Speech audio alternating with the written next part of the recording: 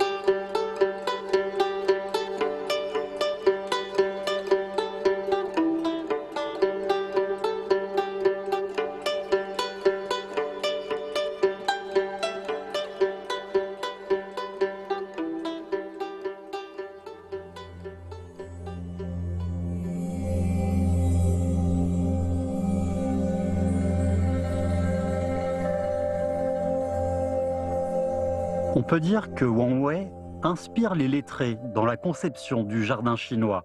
Il a construit le jardin Wangchuan de ses rêves, ce qui a permis de préparer le jardin chinois à sortir de la montagne et à migrer vers les villes.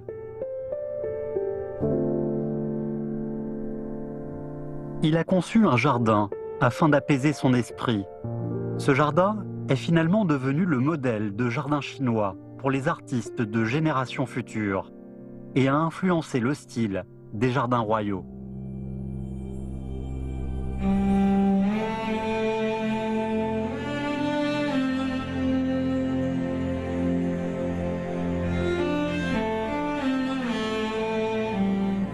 Depuis plusieurs millénaires, le Wangchuan dépeint par Wang Wei a séduit d'innombrables lettrés, moines, nobles et fortunés qui se sont déplacés pour partir sur les traces de Wang Wei et retrouver le rêve passé de Wangchuan.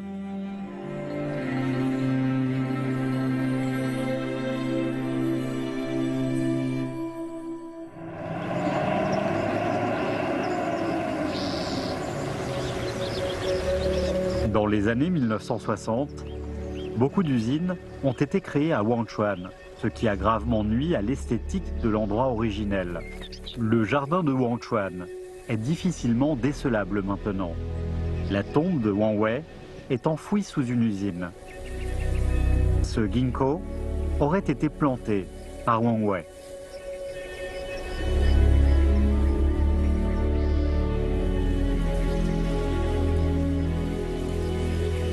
L'arbre a un diamètre de 1,9 m.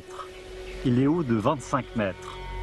Ce ginkgo veille sur le lieu et témoigne des changements historiques.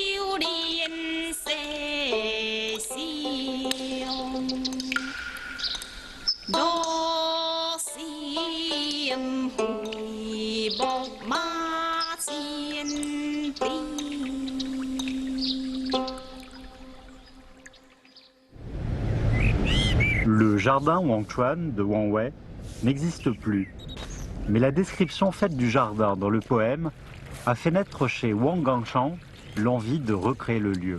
这首诗中隐含的意境和诗人所要抒发的情怀，我不大理解，但诗中所描述的优美景象，足以让我陶醉向往。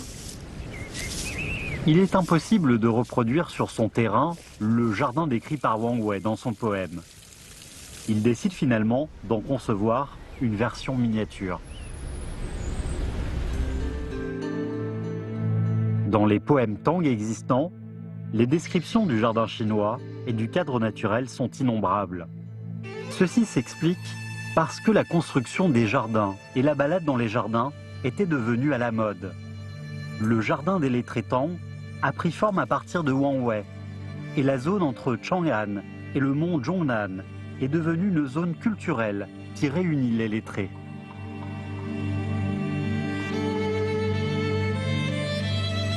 Vers la fin de la dynastie des Tang, à l'apogée des jardins, le père de la célèbre poète Li Qinzhao de la dynastie des Song, Li Yefei, a écrit le recueil des jardins de Luoyang, qui décrit plus de 1000 jardins privés rien que dans la ville de Luoyang.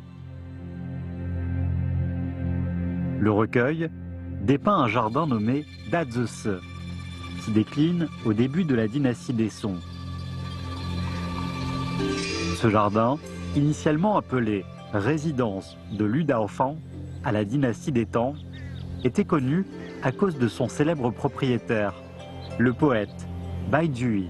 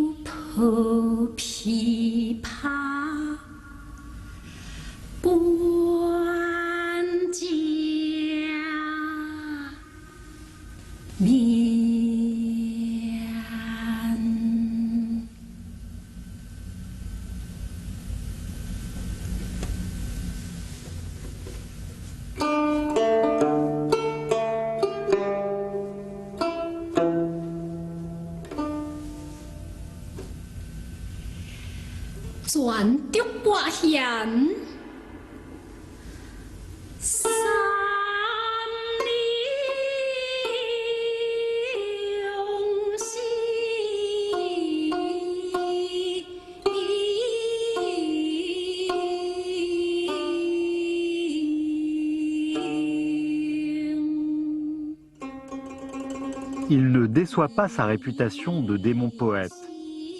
Il est capable d'écrire un poème de plus de 600 caractères pour une chanteuse errante.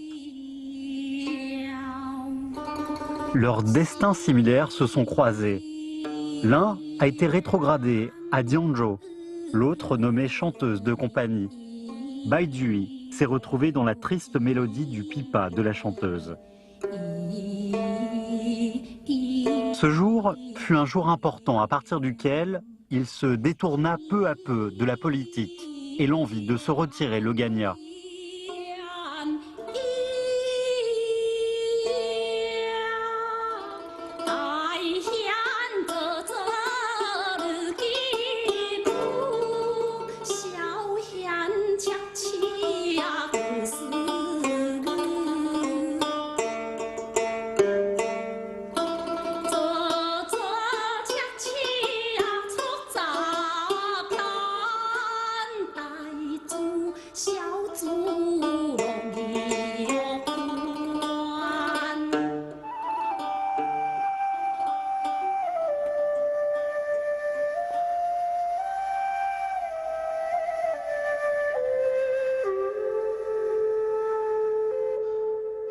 Ce poète torturé pendant plus de la moitié de son existence a finalement trouvé la solution, à l'exemple des dernières années retirées de Wang Wei. Ne pouvant changer la politique, il a concentré son énergie à l'entretien du jardin chinois, Cette idée totalement désintéressée a fonctionné. Dès lors, sa carrière a pris son envol jusqu'à ce qu'il devienne préfet du Renan. C'est à ce moment-là qu'il a acheté à la famille Tien le jardin d'aujourd'hui, nommé Résidence de Lü Daofang.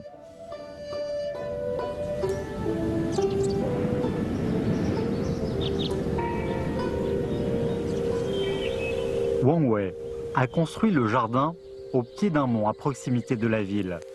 Mais la montagne n'était pas la préférence de Bai Zhui, qui aimait la foule.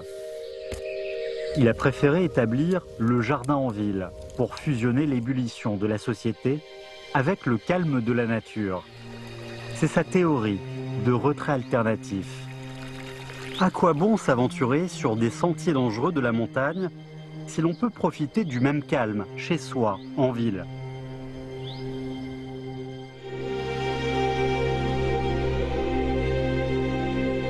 Sa théorie faisant date, il est parvenu à réconcilier la contradiction millénaire de la réussite d'une carrière et du retrait.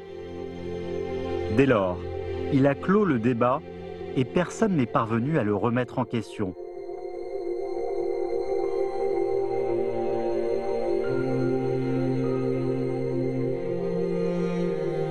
Le jardin a dès lors trouvé sa réelle utilité, le bout de nature au sein de la ville.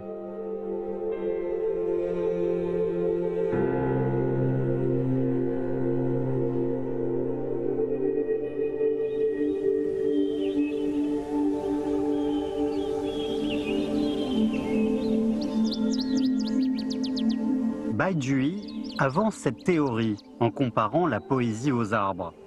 La description poétique est la racine, les mots sont les feuilles, le son est la fleur et la philosophie est le fruit. Il s'aide de la nature pour faire ses descriptions métaphoriques.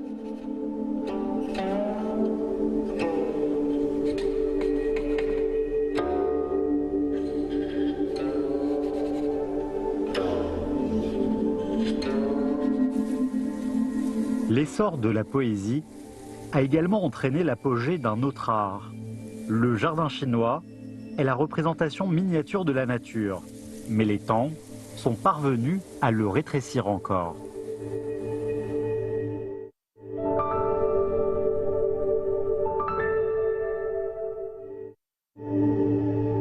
En 1971, le tombeau du prince Zhang Huai de la dynastie des Tang a été découvert au Shanxi, dans les tunnels.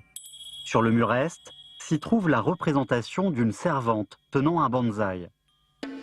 Celui-ci est la miniaturisation et simplification du jardin chinois que toute personne souhaite posséder.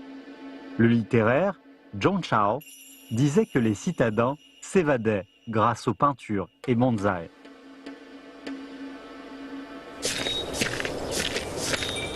La miniaturisation n'est un don accessible qu'aux divinités. Pourtant, l'homme a accompli ce miracle. Il ne fait pas trop chaud aujourd'hui. Chen Hanon part en campagne à la recherche de bons éléments pour un bonsaï. C'est un fan de bonsaï. Sa vie en est remplie. Les bonsaïs sont partout chez lui.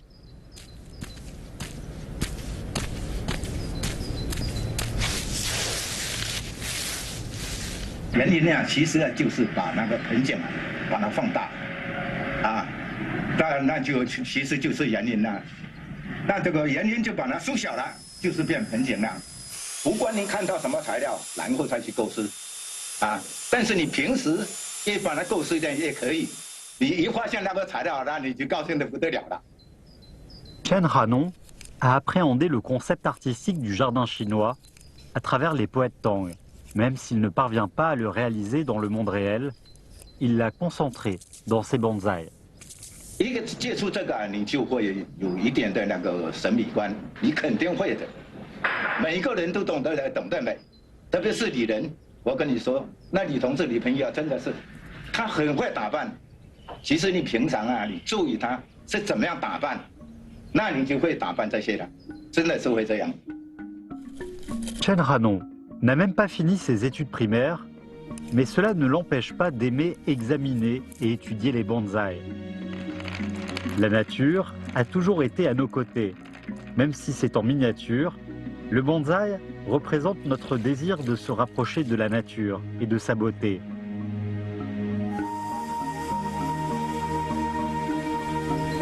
Le bonsaï est la seule forme sous laquelle les citadins peuvent côtoyer la nature. Et sa taille importe peu, tant que l'idée est là.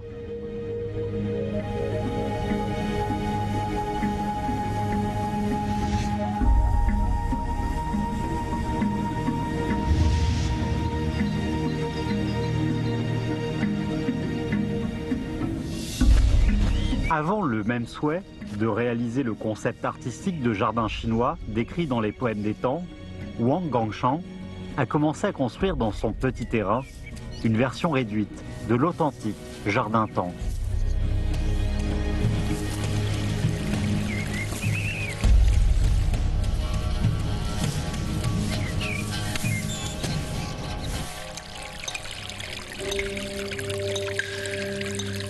Bien que la nature ait été rétrécie par les Tang, leur qualité de vie ne s'en retrouvait pas pour autant réduite, bien au contraire.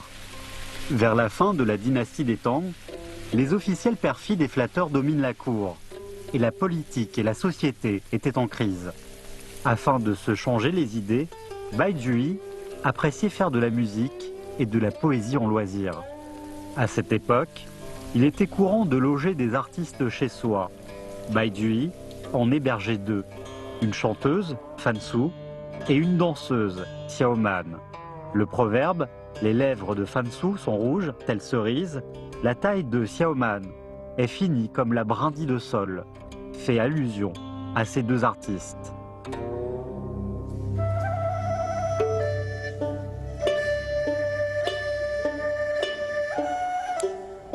Baizhui apprécie d'accueillir des invités et ne rate pas une seule occasion de recevoir chez lui autour d'un verre, avec de la musique, chanson de fées, et la chanson Branche des sols, interprétée par des artistes. Sur un fond de musique habilement interprété, les invités boivent à leur soif en appréciant le spectacle. Baizhui aime l'alcool. Il conseille de ne pas sous-estimer l'alcool d'un soir, qui permet de soulager la fatigue de 9 jours, durant lesquels il tente de rendre service au peuple. Ce jour de détente permet de reposer le corps et l'esprit.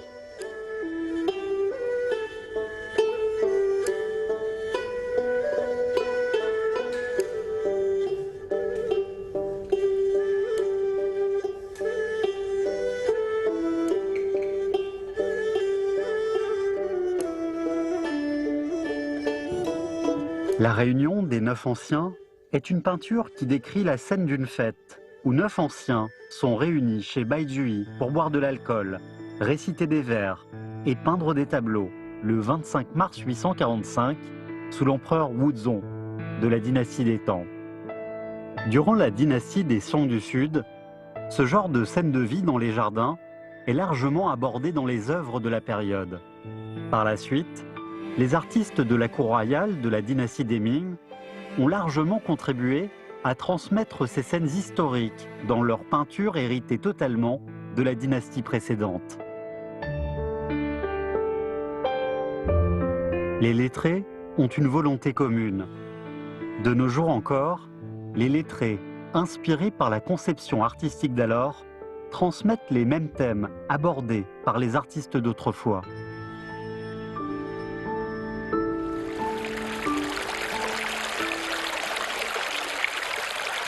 L'échec dans la carrière d'officiel a contribué à l'essor du jardin chinois, triste réalité dans laquelle nombreux lettrés se retrouvent.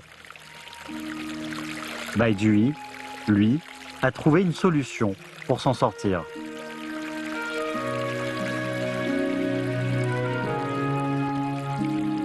Parmi les 50 000 poèmes existants de la dynastie des Tang, 4 000 sont l'œuvre de Baizhui, ce qui démontre son inspiration foisonnante. C'est un bon vivant qui aime la vie et la création. Comme énoncé dans le poème, le vin m'inspire à la poésie du matin jusqu'au soir. Baizhui est surnommé le démon poète, aux côtés de Wang Wei, le Bouddha poète. Le recueil de Bai s'est diffusé au Japon l'année des 67 ans de Baizuyi et est devenu la base d'inspiration du jardin japonais.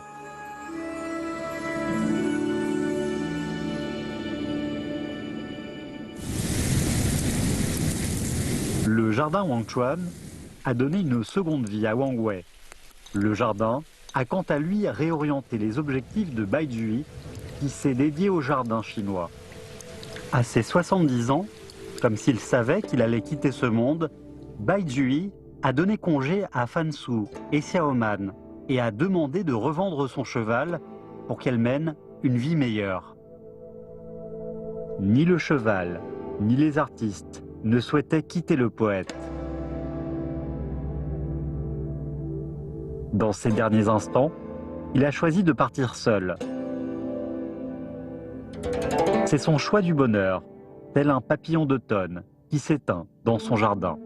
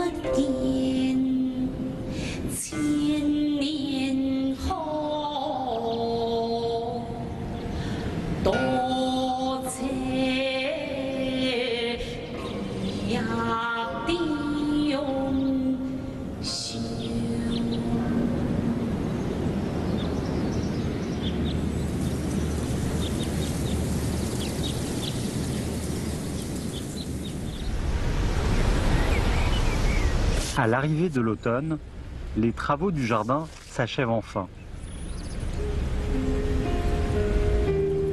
我现在还很纠结，是不是从此之后不做了？做了这个景观到底能证明什么？能说明什么？你搞这景观，你能吃吗？能换小车吗？有的时候就一直想，明天我就不管它了，明天我就要到哪里去散心了。结果明天早上起来，又想走之前再看一看，糟糕，一看又走不开。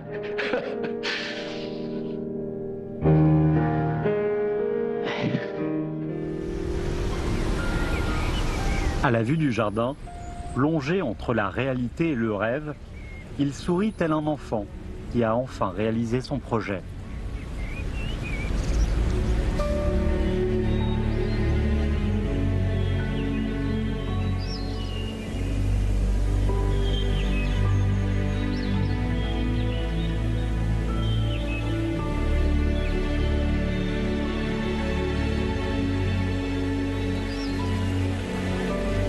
Il y a 2000 ans, durant la période des royaumes combattants, quelqu'un a rêvé qu'un midi, il se transformait en papillon et volait dans la nature.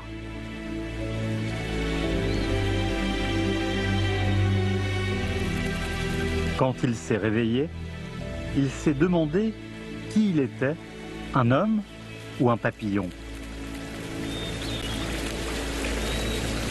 Cet homme est le lettré Zhuangzhou, qui a inspiré d'innombrables lettrés à travers l'échange entre l'homme et le papillon.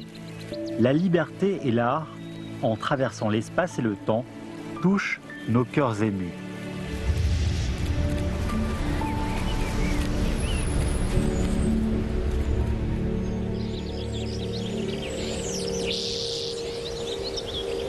Le jardin chinois est un rêve. Il dépend de l'homme. Quand l'homme disparaît, il disparaît aussi. Le jardin-temps a disparu laissant derrière lui les antiquités et les poèmes. Mais la culture chinoise ne s'arrête pas aux objets et aux mots. Elle coule dans les veines de chacun de nous et se transmet par nos cœurs. Peut-être que le jardin de Wangangshan ne restitue qu'une infime partie du jardin-temps. Mais son rêve est le plus important. Wang Wei et Bai Juyi ont tous deux réalisé un saut dans l'histoire du jardin chinois, permettant à ce dernier de briller enfin en ville. Si le jardin-temps est le poème que les temps ont laissé sur le sol, alors il est aussi la branche sur laquelle le papillon peut se poser. Il peut soulager le stress en ville et permettre aux citadins de vivre en société. La vie culturelle, née du jardin, permet aussi de stimuler l'art et la culture tout en facilitant l'échange et la communication, procurant un instant de liberté.